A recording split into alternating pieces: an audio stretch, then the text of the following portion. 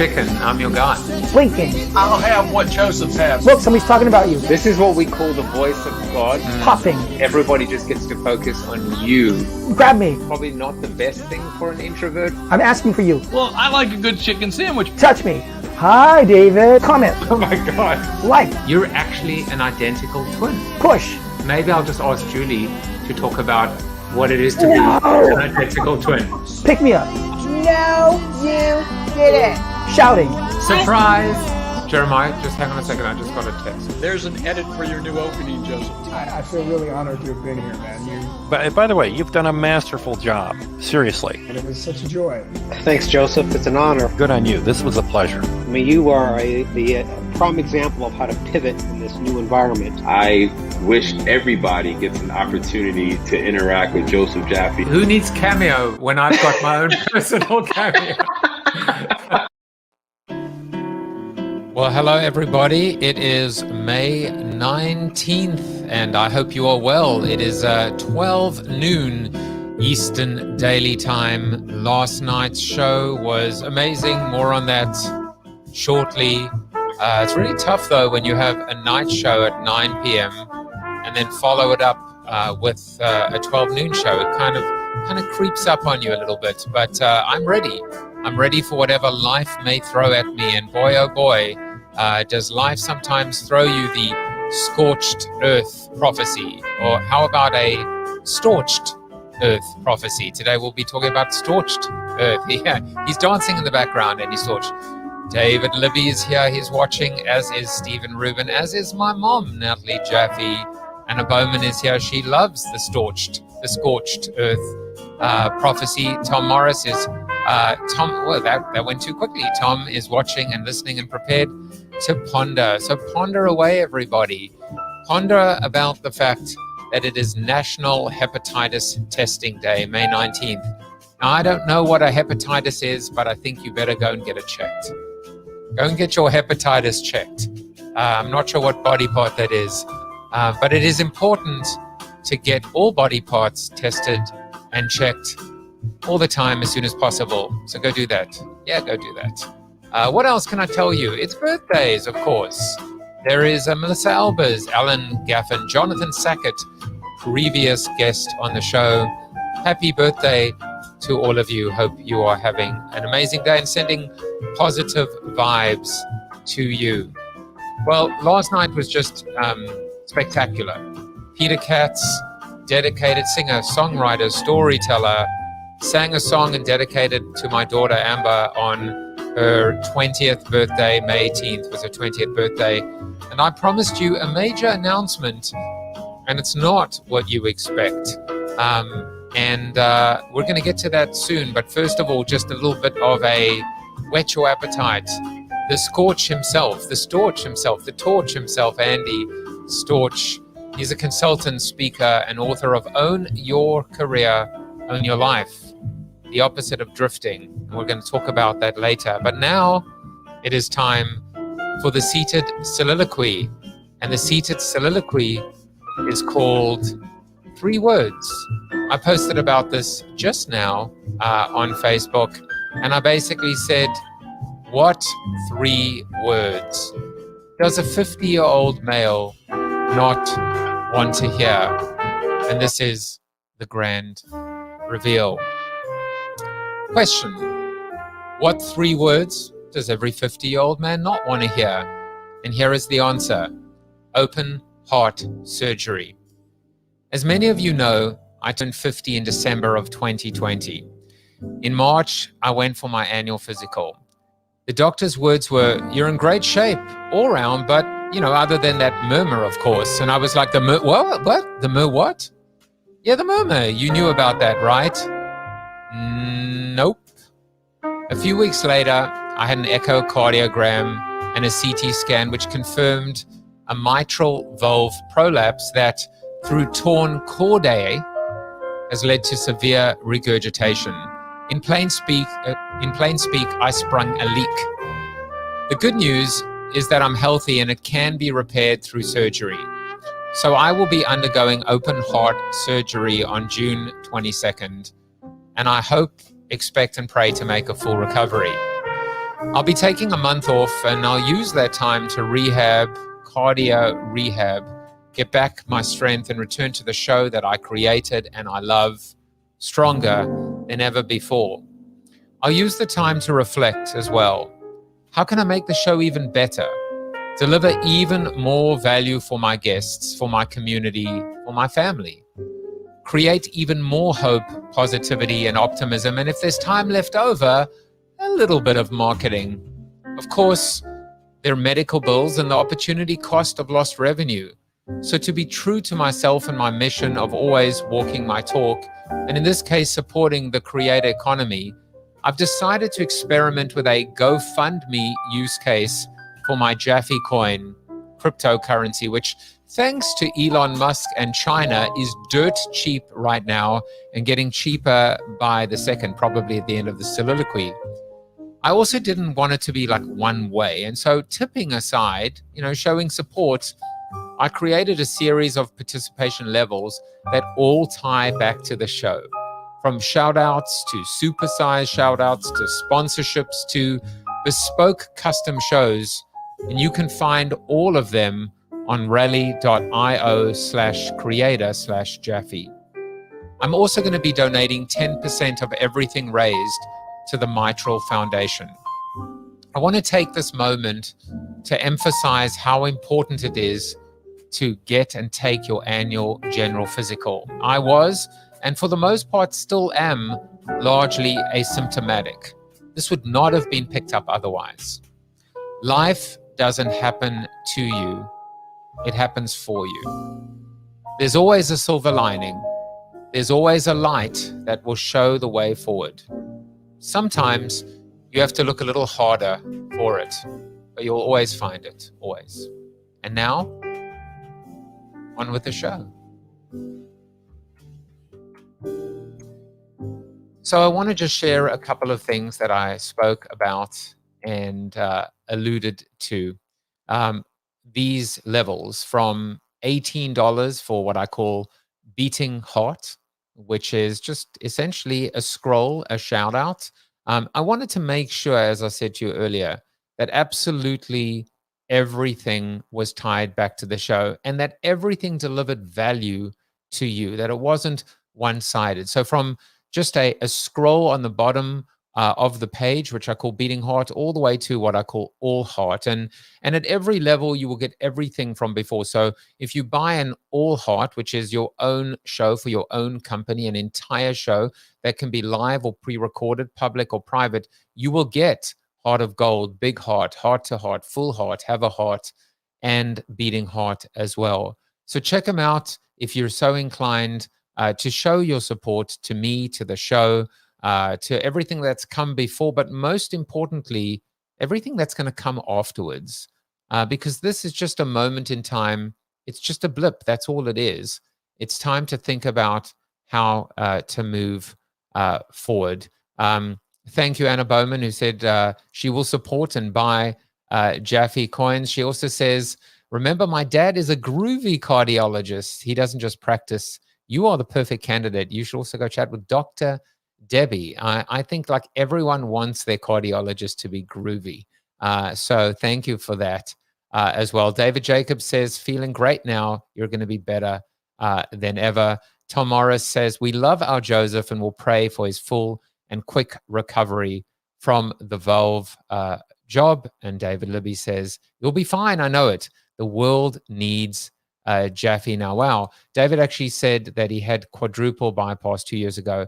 Sometimes I think it's important to be able to just talk about the stuff, to articulate, to not hold in. You know, we talk a lot about sharing and oversharing and trauma dumping. I'm sure Andy knows a lot about that as well. But I think it's important. I think it's important for us to be able to share, because when you do that, what you realize, of course, is that other people are in the same boat as well. So as a reminder, I'll be donating 10% of all proceeds that come in to the Mitral Foundation. And I also have a countdown. So every day there'll be a countdown. Today, it's 34 days to heart surgery. Can't believe I'm even saying that. 34 days to go. So 34 days left of this part of the show, and then hopefully in end of July or beginning of August, I will be coming back to you new and improved and valve repaired as well. Well, enough about me. Let's focus on the real star of the show, Andy Storch. A little bit of background on Andy. Andy, I got some music for you too. Andy Storch is an author, speaker, consultant, coach, and connector, as well as the host of 2 podcasts, including the Talent Development Hot Seat and Own Your Career, Own Your Life show. Andy's also the founder and host of the Talent Development Think Tank Conference and Community. He's passionate about helping people fulfill their true potential, and his book, Own Your Career, Own Your Life, is designed to help people stop drifting and take control of their futures. Most importantly, Andy is a husband, father, and friend who is on a mission to get the absolute most out of life and inspire others to do the same. Please join me in welcoming him to the show, Mr. Andy Storch. Woo, woo, woo. Welcome. Joseph, thanks so much for having me on. Thanks for that kind introduction. So wonderful. I'm excited to be here. I'll give it to you. Nice. So, how's it going? I hope I didn't, didn't drop anything. I hope there wasn't trauma dumping on you. No, and I'm glad you and I chatted a little bit ahead of time. So I had a heads up on the announcement you were going to be dropping. And as you know, I can relate a little bit to, encountering major health challenges and major surgery. I have gone through testicular cancer over the last few months. I was diagnosed back in October, around the same time I was working on publishing my book, and I had surgery in November to remove my left testicle. Now that was pretty serious, but it is not, I don't think it's anything compared to open heart surgery. That sounds a lot scarier. Oh, wait a second.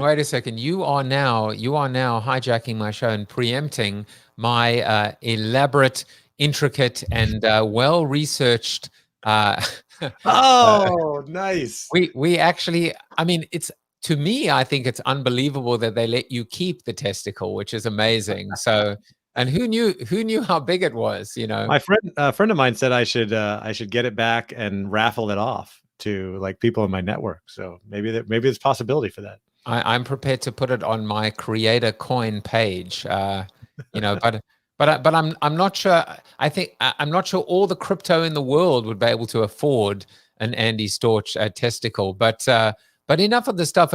Ultimately, Andy, you're talking about how your life was pretty much rocked.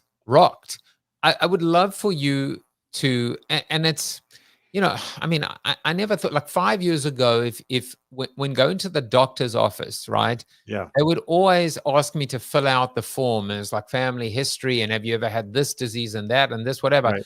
And it was such a pain in the ass because it was just none of them applied. It was like, what are these things? Are they made up? Now in my own family, when it says, is there a history of cancer? We now call it the red dragon, keeping the red dragon at bay.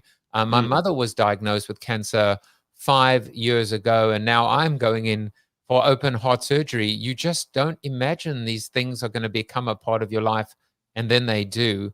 Right. I would love for you to take a moment to talk about your personal experience as much as you feel comfortable sharing. Yeah, well, Joseph, we haven't known each other that long, but I'm an open book. I've been sharing a lot of this on social media, and I commend you for sharing openly about what you're going through as well, because I find that it just gives people in your network, your friends, your supporters, a lot more opportunity to support you and show you the love that you need and you deserve through these challenging times. And so I've done the same. So I was diagnosed with testicular cancer back in the end of October 2020. I was 40 years old. If you ask most of my friends, they'd say I was probably one of the healthiest people they knew, eating pretty healthy, working out regularly 5 to 7 days a week, meditating daily, taking care of my mental health, doing all the things that you're supposed to do to take care of your health. And this came as a complete shock. I started experiencing some abdominal pain that went on and kept getting worse. So I finally went to see a doctor and then realized I had a lump on my testicle, and went to see a urologist, and he took one look at it and said, "Oh, this is probably testicular cancer. You're going to have your testicle removed. I can get you in next Wednesday." And I was like, "Wait a minute, you want to take my testicle out next week?" And you were like, "But I have a clubhouse room next Wednesday." Yeah, exactly. I've got things to do. I'm publishing a book in 3 weeks. I've got, this was right before Halloween, and I got stuff to do with my family. And so it definitely threw things out of whack. I had a lot of great things going on in my life, and this was completely unexpected. As I said, 40 years old, consider myself fairly young and healthy. By the way, side note on that, testicular cancer is actually a young man's disease. It typically affects men between 20 and 40. So I just got in at the upper end of the window there. But it was a big surprise and a big challenge. And of course, I started reaching out. I posted about it, and I connected with a lot of people in my network who had also experienced this, and found for most of them, they had their testicle removed, and luckily it had not spread, and that was it. For others, it had. So I was hoping that wouldn't be the case. Of course, one of the things my urologist said to me when he first told me about it, he said, "It's testicular cancer. Don't worry. It's highly treatable. Lance Armstrong had it. It spread all the way to his brain, and he was perfectly fine." Which is very true. I read Lance Armstrong's memoir as I was going through treatment, and his was really bad. It did spread all the way to his brain. He had brain surgery. He went through a ton of chemo when he was 25 years old, and then ended up coming back and winning 7 Tour de France's, right? So he obviously bounced back pretty well from that. So I got scans. I published my book in November. I had surgery 2 days later to remove my testicle, and then I got scans in December after the tumor came back as cancerous, and the scans showed that the cancer had spread to my stomach and to my neck. And of course, I started working with an oncologist who strongly recommended chemo. I started reading and researching everything I could about cancer and nutrition and everything I could do to possibly heal this naturally, because I'm one of those people that I try to avoid taking drugs, pharmaceuticals, try to do everything the natural way if I can. And so I was trying to avoid chemo, and I did a bunch of other different things throughout December. But unfortunately, the pain just got too great in my stomach in January. Apparently later I found I had pancreatitis, which was terribly painful. I don't know if anybody in your audience has experienced that before, but it's not fun. And I ended up going in and starting chemotherapy, and I did 2 cycles of chemo over January and February. And that was one of the most challenging experiences of my life. Going through that, I couldn't really work or do other things very much, go out and play with my kids like I wanted to. I had to put off a lot of the marketing activities and things I wanted to do for my book. But, I kept reminding myself throughout that time, as you need to, as you are putting your show on hold for a month, right, that health is our number one top priority, right? It's paramount. Like if I can't get my health back, then nothing else really matters. And I want to be around for a long time to take care of my family. So that's what I was really focused on for really the first 2 months of this year, 2021. And with the reminder too, that there's a lot of people out there that have faced some really bad cancers. This was awful and a little bit scary, but testicular cancer is one of, if not the most treatable cancers. It's like the most responsive to chemotherapy.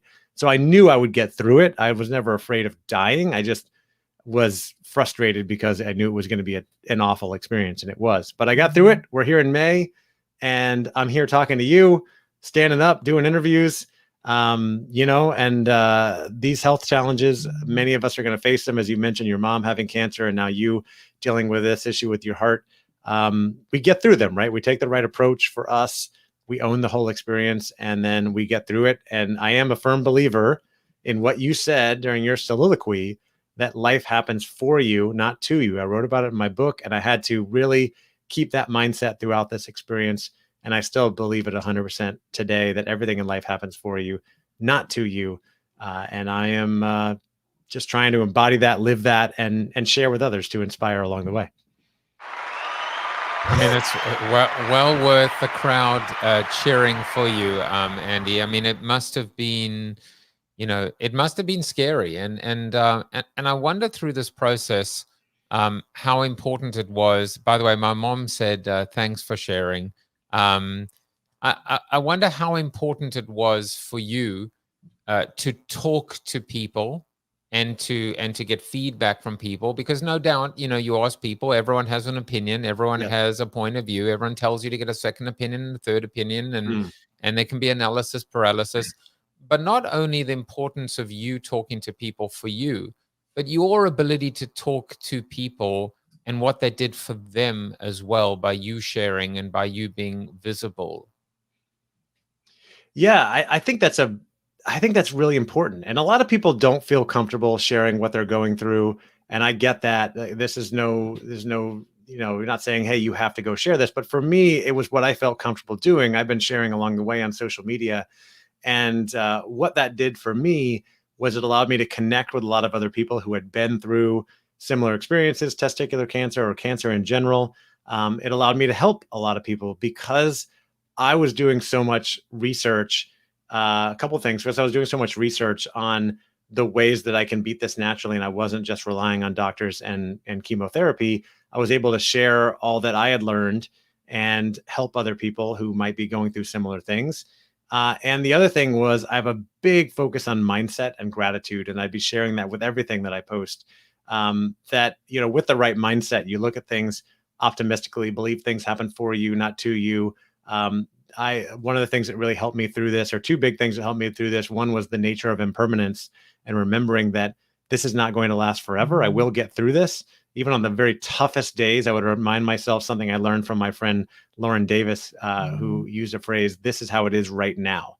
And I don't like this situation, but this is how it is right now, and I'm going to get through it. The other one is gratitude. I already had a gratitude practice where I was writing down my gratitude daily, but I really doubled down on that through this experience every day, writing down, thinking about what are the things that I'm grateful for. And I have to remind people that no matter what you're going through in life, we all have things we can be grateful for, right? Whether it's a spouse or kids or family, friends, nice weather outside, a roof over our heads, food to eat, or just the fact that our parents, got together when they did to make us, create us and bring us into this world, right? There's, and spirituality, whatever you believe spiritually, religiously, there's so many things to be grateful for. And by focusing on that gratitude, even on the hardest days, it kind of lifted me up and reminded me like, hey, life is good. I still have a lot of things to be grateful for. And things could be a lot worse too, right? There are much worse cancers or disease to be had. I know this is treatable. I'm going to get through it. And by sharing those things, I think it put it in perspective for a lot of people. I had a lot of people reaching out to me, thanking me, telling me how much they admired me for, the way I was approaching this and going through it. And my hope is that it gives them strength as well as inspiration and knowledge to get through the challenges that they're going through, because we all have challenges. We are all going to face challenges. Mm-hmm. There's no competition, right? About whose challenge is worse, whose health issue is worse, or whatever it is. We've all got stuff we get to deal with. And the more we can focus on that mindset, that perspective, and gratitude, the easier it's going to be to get through these things. And so I was highly focused on that, as well as owning the overall situation. I mean, my book is called Own Your Career, Own Your Life. I'm big on owning everything. So taking full responsibility for it, not being a victim, but saying, hey, this is what I get to deal with right now. Let me learn as much as I can, ask a lot of questions, and then take this head on and do everything I can to get by, get through this, to beat this and come out better on the other end. And, I think that I've done that, right? That's where I'm at right now. We're in May. I'm feeling a lot better than I was when you and I first connected a couple months ago, whenever that was. I lost my hair, from doing the chemo treatment, and now it's coming back in. You can see a bunch of hair up here. So I'm grateful for that. I don't know what it's going to look like, but there you go. Hair coming in. So yeah. Robert, we need a hair coming in sound effect, yeah. I don't know what that sounds like. Yeah, exactly. I have no idea. I think it would be quite silent. And talk about, funny things when you think about timing, right? Yeah. Yesterday, Peter Katz on the show, he's a singer-songwriter. It's my daughter's birthday. He sings a song. Today, I'm making the announcement about my heart surgery, you sharing your story with cancer, the connection back to my mom. The timing is all somehow, when I first reached out to you, I had no clue that there was a mermaid, a merman, a murmur, nothing. I mean, that wasn't even a part of my life. And suddenly all these new words and all these new ideas and all these new thoughts are part of it. I want to go back to something you said, but before I do that, I just want to say that in terms of expressing gratitude, I'm grateful for you, Andy. And so that is my expression today, my daily expression today. But you also spoke about mindset, and this was the quote that I selected for today's episode. If you don't like something, change it. If you can't change it, change the way you think about it. Yes. I love that quote, and that came from Mary Engelbright, who is an artist. I even, in you telling the story of you set out to be able to seek natural, holistic ways, and when you couldn't, you changed your mindset and ultimately changed your position. How important, there's so many ways to build on this quote. I love the one that basically says, if you're not going to worry about it in 5 years' time, don't spend the next 5 minutes worrying about it now. But how do you interpret or internalize this quote? Yeah, I mean, this speaks to me and my message about owning your career and owning your life and just taking responsibility for things. I mean, there are a lot of things in life that are outside of our control. We can't change, and we may not like it, right? The fact that I have cancer and you're getting to have this surgery, you probably don't like it. I don't like it, right? I didn't like having cancer, but I can't change it. I can change the way I think about it, right? So I can turn it from a problem to an opportunity. I can say, this is what I get to have, and I'm going to take this head on, and I'm going to use this as an opportunity to learn as much as I can about cancer and health and nutrition. I'm going to use this as an opportunity to inspire other people. I'm going to use this opportunity to learn about myself. I think another reason why I got to have that experience is because I've been pretty healthy my whole life. I haven't had any major health challenges, and this gives me an opportunity to have more empathy for others who go through, like your mom and others who go through cancer and have those terrible health challenges. So I have more empathy, more knowledge. I have the ability to go inspire people. And you're absolutely right. Like it's all about the way you look at things. And it doesn't mean you have to be happy about it, right? You don't have to like say, oh, I'm so excited to go have open heart surgery. I can't wait, right? But you can be grateful that you caught it when you did and have the opportunity to have the surgery to fix things and it didn't get too far. You can be grateful for the doctors that are taking care of you and the medical care, and the fact that you live in a country where healthcare is top notch, and that you have a business and a schedule that you can kind of take time off and do these things. There's a lot of things, right? You can show gratitude for the situation. I think mindset, when I talk about mindset, all it is your perception. It's your outlook. It's the way you view the world. It's the way you view life. And so many people go around with a victim mindset.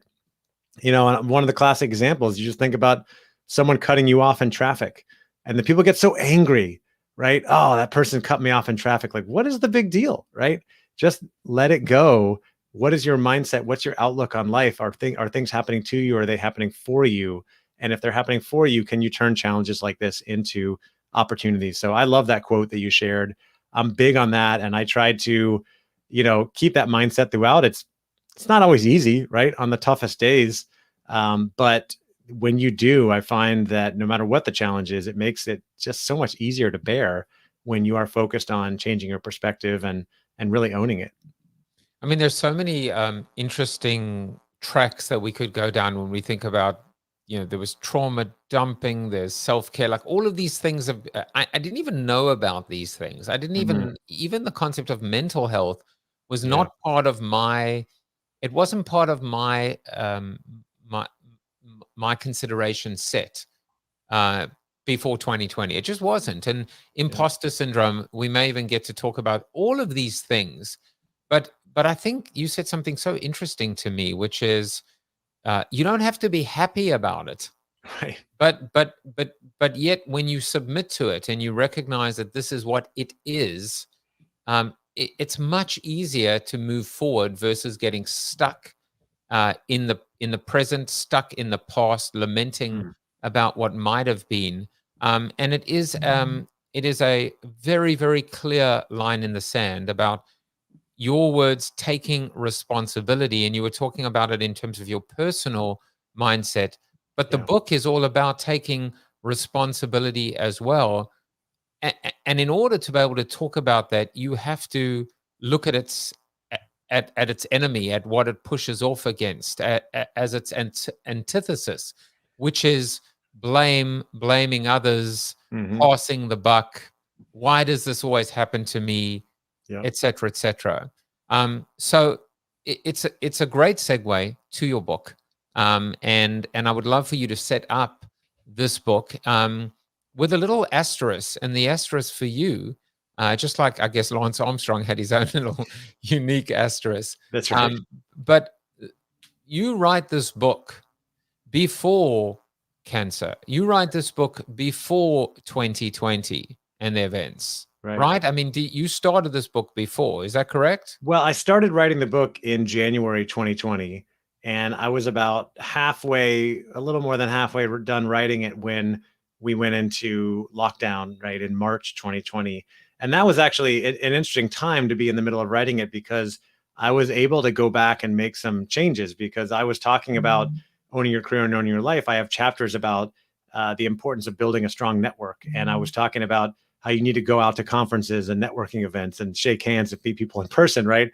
And I was able to go back in and change that and say, hey, if you're reading this and we're still in an entirely remote world, here are some things you can do to build your network virtually, right? You can get on Zoom and do interviews like we're doing now, and go to virtual networking things and virtual summits and things like that. So I was able to make those adjustments as I went. And then the other beautiful thing is, because I was self-publishing the book, I was able to make a lot more adjustments, throughout the process, right up until the very end when I published it in November. But yeah, it's about taking ownership. And you asked kind of about the impetus. I've been working in corporate consulting. I like this graphic you're putting up here of the book next to the book, next to the book, next to the book. And now, how about this one? Now, because we've got the book. Do you like it? I'll keep doing it. Yeah, keep going.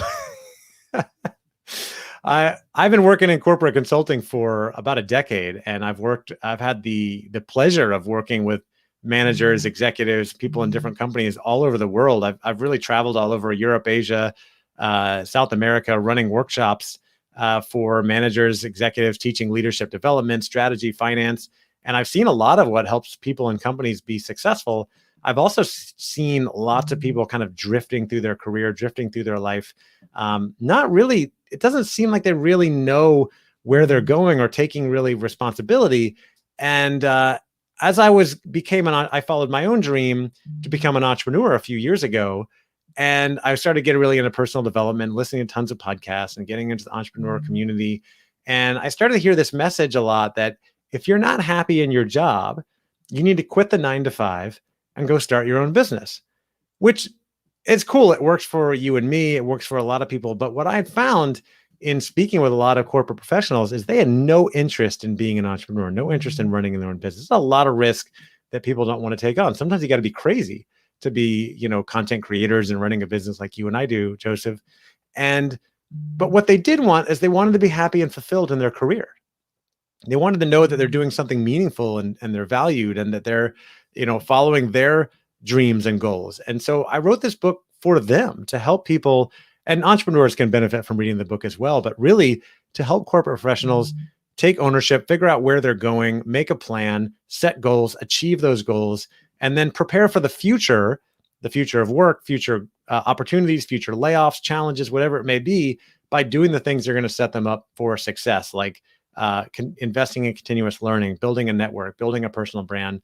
And then I threw in a lot of life lessons as well about how to own your life. And at the end of the day, I kind of describe this book as a personal development book disguised as a career development book, because you're not going to get like the resume interview tips in here. This is more the holistic, like, how do you take ownership? How do you take responsibility and go out and follow your dreams and really get the career and achieve the fulfillment and happiness that you truly want? So there are a couple of key points there. The one is you're very clear about saying the message is not, quit your day job, your corporate day job, and become an entrepreneur. Right. Join the startup revolution. Because the reality is, when we look at the percentage of small and mediums or small businesses that fail, startups that fail, but more importantly, that's not necessarily going to bring the happiness. What you're talking about is happiness. What you're talking about is fulfillment. What you're talking about is purpose. Right. Something that we were chatting about earlier before we went live was something that I started saying right at the beginning of 2020, which is, if you were unhappy in your job before, why on earth would you return to that unhappiness? You know, when you've been given this gift, this Yeah. moment during this great pause, to be able to reflect, to introspect, to take stock, why would you go back to something that has caused you misery, or has kept you down, or prevented you from achieving that which you were meant to do? Yeah, absolutely. Right. This provides a great inflection point, a pivotal moment for a lot of people to think about, what do they like about their job and their career? What do they not like? Does it fit their strengths and where they want to go, or is it time to make some changes? And some people were forced into that pivotal moment, right? I know a lot of people who got laid off during this time over the last 12 months. And I always kind of push them to say, going back to our conversation about things in life happen for you, not to you. I know it's hard in the moment when you get laid off and your financial situation's tough, but to try to see it as an opportunity. And oftentimes I find people look back on that and see it as a blessing, because it forced them to go out and look for that next job, and they got more clear on what they really wanted to do. And the next job could be the dream job, could be the thing that you truly wanted to do, or maybe you did want to go start a business and this kind of pushed you into it. So a lot of people were pushed into that. Others are taking the time to reflect and think about where they want to go. Just before you and I went live, I was on the phone with a friend who works for a major tech company, and he's working on a nonprofit that he wants to build. And his company put out an opportunity for people to apply to keep working from home versus going back to the office. And he got approved to work from home for another 12 months. So he can do that while he builds his business. I talked to a friend who's a member of my community the other day. She can't wait to get back in an office, right? Doesn't want to work from home anymore, needs to be around people, collaborating in conference rooms, working for a company. And that's the point, right? We're all different. We all have different preferences. We all have different strengths, different weaknesses, different passions, different purpose, different things we like to do. And this is a great reflection time. It's a great moment in time for us to really stop and think, am I doing the thing that I love to do? Does this fit my strengths, my dream, my passion? If not, what changes do I need to make, or do I want to make? And is this the time to go make them? And then if you do want to make some changes, figure out what those things need to be, make a plan, figure out who can help you, right? Do you need to hire a coach, join some type of membership community, go to networking events, find mentors, find others in that space that are doing the things that you want to do. But now is a great time. And I really think, Joseph, and I always hesitate to make any predictions. You never know what's going to happen. But I think as we enter the second half of 2021, we are entering a renaissance, really, where our economy is set to explode. And so many people are going to be changing jobs. Companies are going to be hiring more again. We don't know what's going to happen. But if that is going to happen, you want to be ready for it. And it might go the other way, and you want to be ready for that too. That's why I have a whole section about preparing for the future. But we are really, entering a major inflection point and opportunity for people, like you said, to think about, what am I doing? Am I doing the thing I want to be doing? Do I want to make changes? And are they big changes, like a whole new job or career, or making some tweaks, like telling your boss, like, hey, I'd rather spend, do this type of work versus, X versus Y, or maybe, can we work something out where I work 4 days a week instead of 5 days a week, but I still get everything done? I think there's just so much opportunity to have those conversations right now and start to really craft what you're going to be doing going forward. And the key is that you own it, right? You are the one that takes initiative. You are the one that figures it out. And you are the one that goes and has that conversation, because quite frankly, nobody cares more about your career than you do. If you have a mother who's still around, she loves you and probably cares about what you're doing.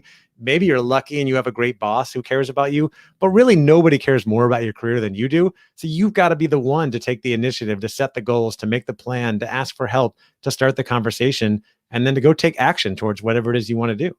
And also, I mean, earlier you spoke about this idea of inflection points, and it makes me think, I always, when I'm talking to people or giving them advice, or just, even brainstorming with them, I say, the moment at which you are negotiating your package, once you've been given that job offer, that is the moment when you are at your absolute highest or peak in terms of strength, in terms of bargaining position. But the moment that you put pen to paper and you sign, you have nothing. You've ceded all of that back to the man, the boss man, whatever you want to call them. Yeah. The prototypical. And so, in a way, we have this moment of truth. We have this inflection point right now where at least there's a voice again. It's almost, it may not necessarily be a renegotiation, but it is a moment to have at least a conversation about expectations, about rules of engagement, and quite frankly, just about happiness. Yeah, absolutely. I agree. And going back to that quote that you mentioned earlier, if we don't like the situation, change it, right? So if you're not happy in your job, then maybe it's time to make a change. And again, that change doesn't necessarily mean go get a new job. It might be a tweak to the type of work you're doing, or how you're doing the work, or your commute if you have one, or the way you communicate with your boss. If you don't like something, make a change. Don't sit there waiting for other people to change it, right? And if you can't change it, right? Like you can't change your job or your for whatever reason, then change your outlook, because you get to choose your own happiness and fulfillment. It's not based on what other people do or say. So many people outsource that, right? When I get this raise, I'll be happier. When I achieve this goal, I'll be happier. If my boss treated me better, I'd be happier. You get to choose to be happy now if you want to. And I know everybody's situation is different, and some people have some really tough situations. And I've been there, right? I've had terrible jobs. I've gone through cancer. I've been through a lot of stuff. And I won't say that I was always happy, but generally I try to choose to be happy with my situation, change what I can change, focus on what's in my control, and try to not worry too much about the rest. And that's what this is all about. I think it all comes back to that quote you shared. This conversation, I feel, has just happened at the perfect right time. When we talk about taking stock, making decisions, and I feel like, I guess my question was going to be, I want you to go into a little bit more detail on this concept, because it's my superpower becomes my ability just to listen. And when you've had, you're guest number 256, no one in 256, well, in 255, because you are the first, right, talks about this concept of drift. That's interesting to me. It's an original thought, and it's powerful. It's visual, and it connotates this idea of being lost, of not being anchored, of not having a foundation, of not being in control.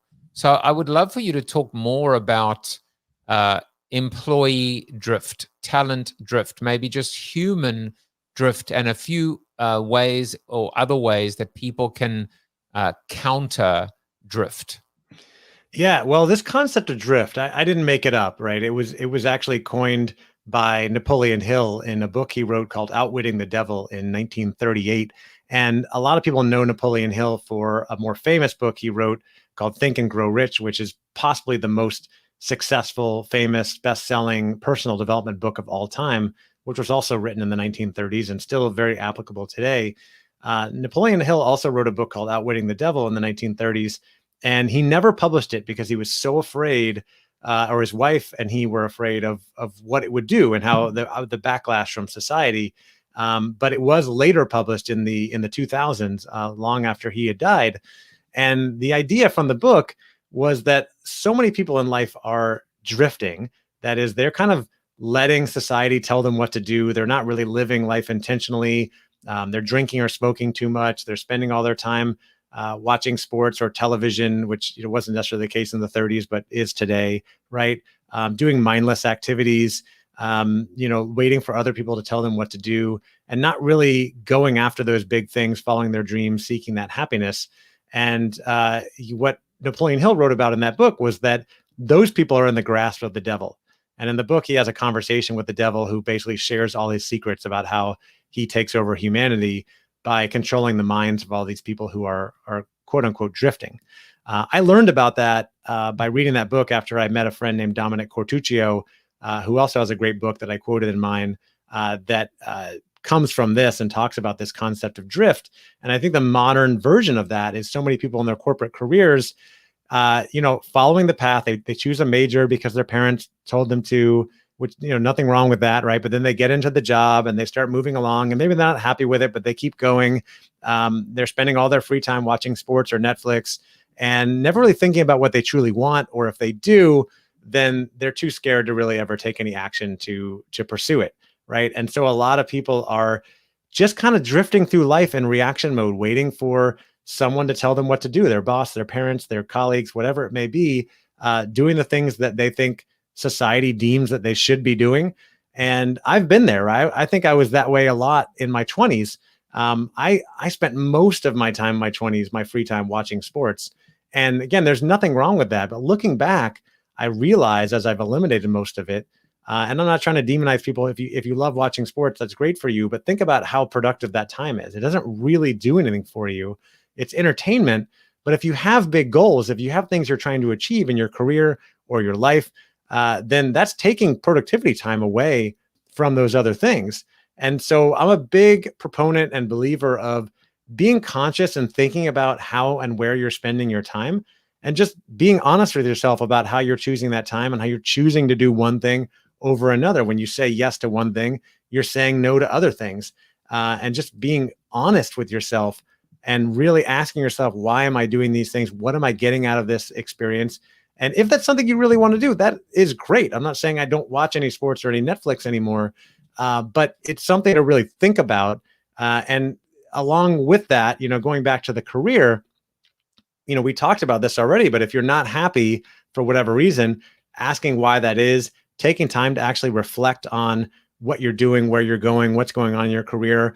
And this really, if you're trying to make changes, it all starts with self-reflection and self-awareness, right? And understanding who you are as a person.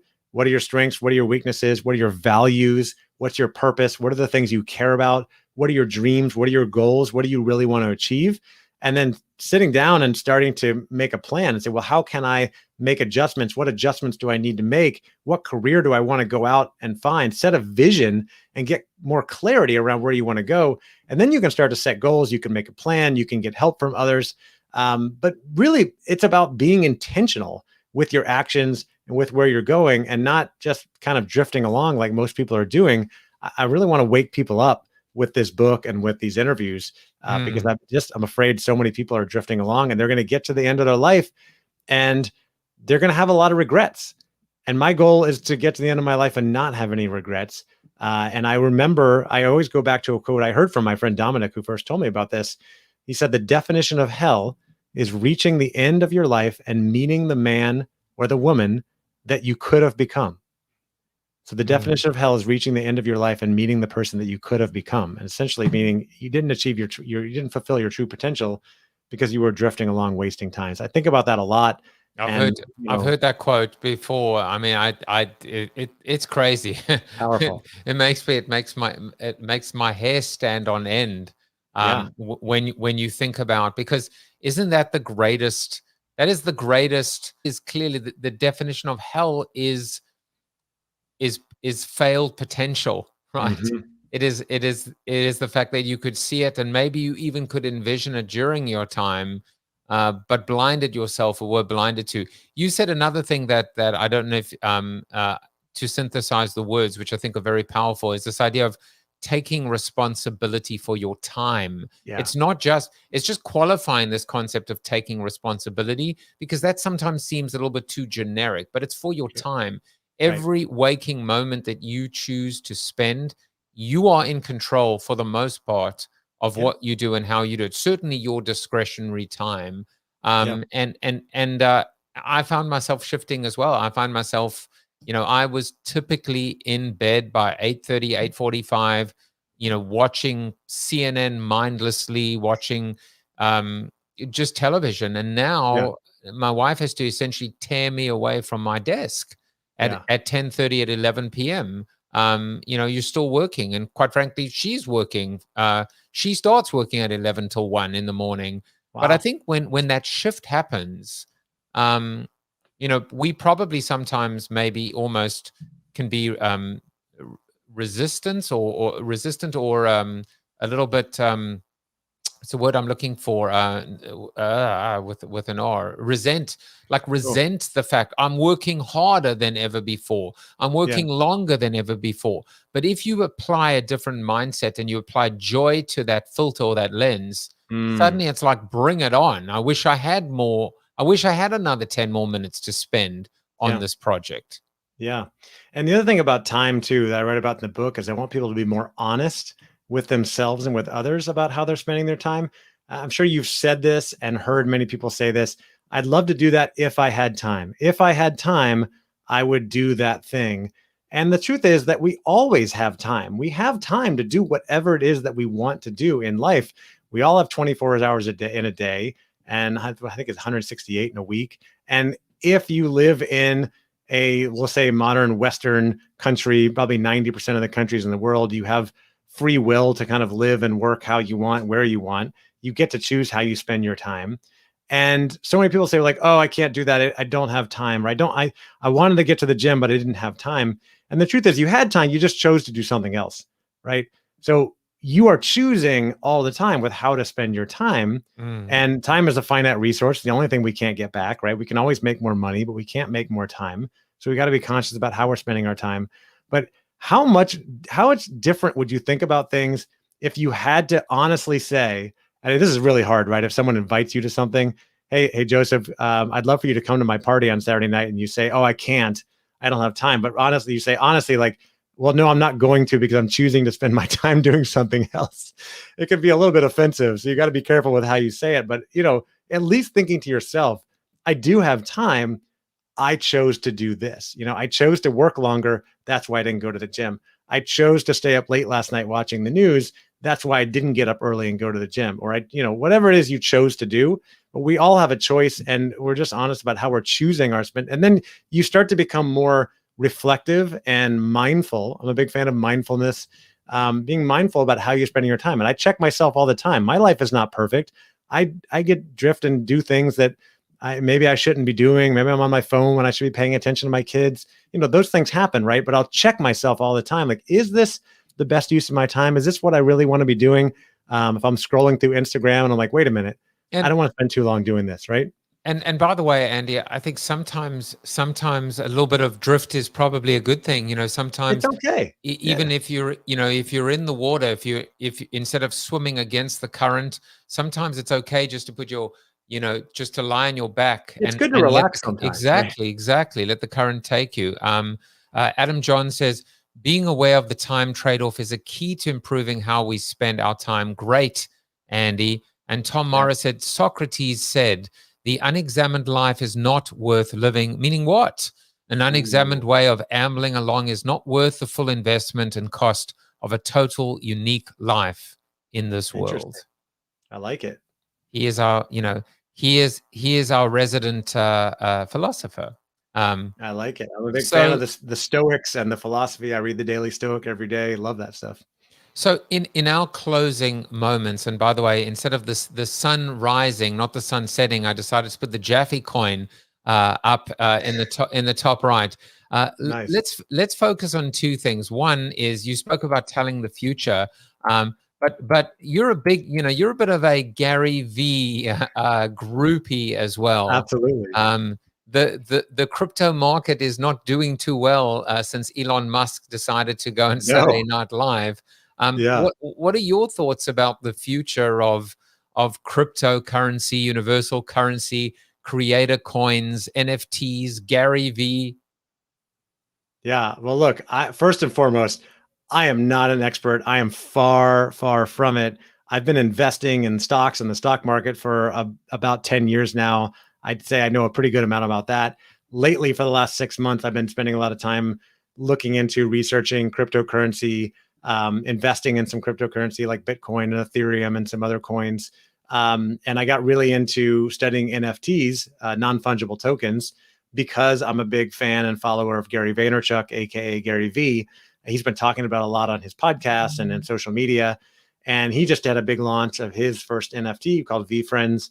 And full disclosure, I bought a couple, and I'm excited about that because I'm really bullish on the future. I believe in what he talks about, in that the blockchain, everything is going to be pretty much on the blockchain, right? In 5-10 years from now, maybe longer, who knows? And that non-fungible tokens are going to be way more popular, right? Everything is trackable. We're going to see what people have in their digital wallets. We're going to see the rise of that as kind of the, he calls it Web 3.0, right? It's like the new big revolution. I think we're just at the very beginning of that. I think cryptocurrency is going to get a lot bigger, but there's going to be a lot of ups and downs along the way. There's going to be winners and losers, right? I mean, I love the example he talks about, which is that you go back to 1999, 2000, and then .com boom and bust. And I was in college during that time, so I kind of remember it, but I wasn't like out in the working world.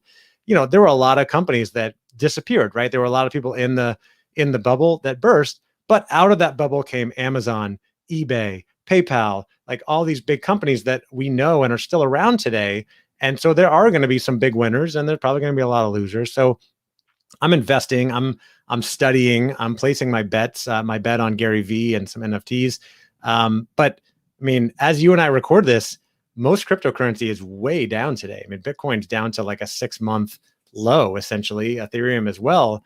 And so it's a scary thing to get in, right? You've got to be willing to weather the ups and downs and know that, you're in for long term. And I don't ever recommend trying to time the market, but that's up to, everybody. This is not official investment advice, but I do think it's worth paying attention to, because I believe so much in kind of the democratization of business in the world, and like the people almost always win.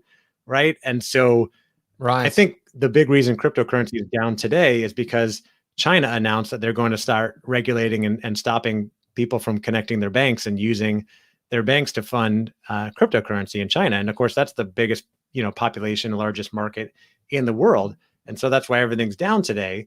And other governments may try to regulate it as well. But like I said, I think the people almost always win. What the people want, what's best for the people, usually wins out in the end. As with the internet, as with anything else, I always think back to, this is more about corporate culture, but I remember, 2007, 2008, you remember this, Joseph, when the iPhone came out, and a lot of companies said, no, you can't use the iPhone. You can use a BlackBerry. We can't use an iPhone at work. Well, what did the people want? People wanted to use iPhones, and they got to use iPhones, right? At work. What a great quote, this idea, to the people always win. At the end of the day, the truth will prevail. The truth will set you free. I love this idea. I mean, the example I always use is, you would go to a concert, music. For those of you that don't know what concerts were or are, you would go to a concert and they would like confiscate, if you had no video cameras or camcorders or cameras, right? You could not take photos or video of an event, and then you could. And it was just as simple as that, because they're going to confiscate and cancel, I mean, 10, 20, 40,000 iPhones. Victor Hugo said there is nothing as powerful as an idea whose time has come. Andy, your time has come as well. Let me tell you, I know you've suffered from imposter syndrome, but you are no imposter. You are no imposter at all. In fact, you are the real deal. You've changed. You have taken control of your life, and now you're helping other people own their career and own their life. And it's just amazing to see how the world, and how life has happened for you, not to you. I want to make sure that people know how they can get hold of you and stay in contact. Certainly buying the book. But I thought maybe you could tell us a little bit about, in the moment that we have left, some of your podcasts, your workshops. Join the #1 spot for talent development professionals to learn, connect, and grow. Tell us about this as I flash up a couple of other ways for people to connect with you. Well, first and foremost, I just want to go back one more time to the idea of crypto and blockchain and NFTs and creator coins. I didn't comment on creator coins. I think that is the future as well. I think it's an amazing opportunity for people like us to start creating things and be able to get their audience involved. So if you are bullish, you want to get involved in something like this, go buy one of the Jaffe coins, support Joseph. I think that's a really cool way to support the show and support you through what you're doing, what you're going through with the surgery and the show being on hold. So I wanted to remind people about that. I think it's a cool opportunity. I'm going to go check it out after we get off. And then as far as what I'm doing on the talent development side, if you have any interest in HR talent development, I run a podcast called the Talent Development Hot Seat, and I run a membership community called the Talent Development Think Tank, which you put the website up for earlier, tdtt.us. And then on the career development side, I have this podcast, Own Your Career, Own Your Life. I have the book, Own Your Career, Own Your Life, which is available on Amazon around the world. I have a website by the same name, and I have some free resources if you want to get my 5 steps to owning your career, as well as the 3 questions to ask when you face a major challenge like what you and I have faced or are facing, Joseph. The 3 questions to ask. You can go to ownyourcareerownyourlife.com/bonus, ownyourcareerownyourlife.com/bonus, and you can download all the free bonus resources for free and just kind of get up and running, ask yourself those questions, and really take more ownership of your life. And Joseph, again, just want to say thank you so much for having me on. Welcome. ownyourcareerownyourlife.com/bonus. Is that correct? That's it. And by the way, I'm on all the socials, and I'm on Clubhouse on the regular. I know you are as well. In fact, as soon as we get off, I'm going over to run a room on owning your career on Clubhouse. So if you're watching this live and you're on Clubhouse, come over and join us. Yeah, join him in the Clubhouse. Andy Storch. Andy Storch on Clubhouse, on Twitter. He's Andy_Storch. On Instagram, you can connect with him on LinkedIn. I think we got most of the things, but most importantly, Andy, this has been just an absolute pleasure. The right person in the right place at the right time for the right reasons.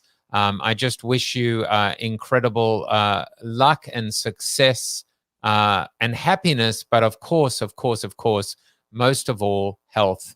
And another person that wishes the same thing to you is Mr. Chuck Norris. You are Chuck Norris approved. There you go. And Yes. I will be back tomorrow night with Fatini Iconomopoulos. Take everyone. Bye-bye. Thank you for watching the show about hope, positivity, optimism, and if there's time left over, a little bit of marketing with your host, multiple author, and global keynote speaker, Joseph Jaffe. If you like the show, tell a friend or two. Please subscribe to the show, and if you want to get inside news, previews of upcoming guests, and much more, visit josephjaffe.com/subscribe to sign up for the show's newsletter. And despite the best ministrations of your wife, you still look ugly.